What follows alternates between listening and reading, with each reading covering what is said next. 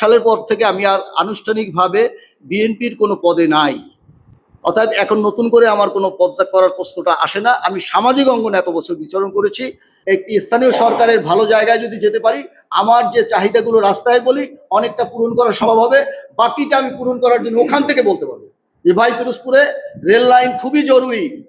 ওই চেয়ার থেকে বলা, রাজপথে আন্দোলনের সাথে থাকা। আমার স্বপ্নটা এইরকম যে পিরোজপুরবাসীর জন্য যে কথা আমরা বেকুটিয়া সেতু চাই আন্দোলন করেছি, অনেকে তখন হাসি দিছে।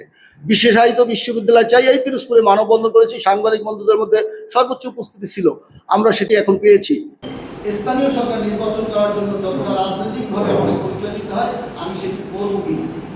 তারা সাক্ষাৎকার দিয়ে যেদিন সার্জিদ আলম 100 নাম ঘোষণার মধ্যে পিরোজপুরের ওই বডির মধ্যে থেকে আমার নাম ঘোষণা করলো, আমি মনে করি নৈতিকভাবে তারাও আমাকে স্বীকার করে নিয়েছে আমি প্রাথমিক সদস্য।